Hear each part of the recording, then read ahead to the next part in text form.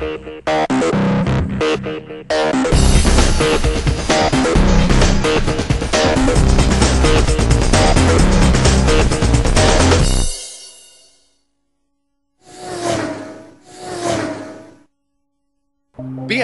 production plant in Oxford has been working flat out building Minis since 2001. That car could have been just a weak pastiche of Isigoni's original. Instead, it has been a rip-roaring success, not just in the UK, but all over the world. Now there's a new Mini, and we've been driving the top-of-the-range Cooper S. 5 years is a long time in the car business, and the Mini needed updating, not least to make sure it passed future crash tests. But you'll need more than a casual glance to notice the differences. Anoraks will spot the higher bonnet. Look closer and there are new lights and marginally longer overhangs front and rear. The headlights don't lift up with the bonnet anymore, and they also now house the front indicators. The changes are more obvious inside. There are more comfortable and supportive new seats. Incredibly, the central speedometer is now enormous rather than simply too big.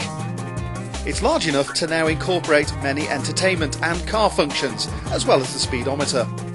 It can even take the sat-nav if you specify that as an option. The revised centre console beneath is much narrower and allows more leg space in the front. But if you thought the new Mini was about better packaging, then forget it. Rear legroom is still miserable and the boot is still tiny. OK, it's a touch better in some areas, but BMW knows that lack of space has never stopped Mini sales in the past. That's because the Mini has always looked right and has driven extremely well.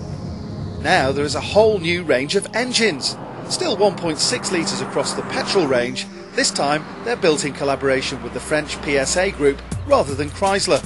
And importantly, the Cooper S is now turbocharged instead of supercharged. It means some of the original's character is lost, but with a smidgen more power, 173 brake horsepower, and lots more torque, it's marginally faster. And while the whine of the supercharger is lost, there are some pleasing crackles and pops on the overrun. And it's certainly at least as much fun. 0 to 62 miles an hour takes just 7.1 seconds and it maxes out at 140 miles an hour. It's cleaner and much more economical too. The suspension is a massive improvement, and despite the standard run-flat tyres, the Cooper S is marvellously fluid on rough, challenging roads that would leave the old car skipping about. The steering is precise, and the nose of the Mini faithfully goes where you point it, understeering only if severely provoked. On tight, switchback roads, the engine works very well indeed. The low-down torque and lack of turbo lag mean the Cooper S gives instant acceleration whenever there's a need. The gear shift is crisp, but the huge gear knob and tendency for the lever to slip towards reverse when going for second isn't its best feature. So the new Mini isn't going to stop traffic like BMW's original.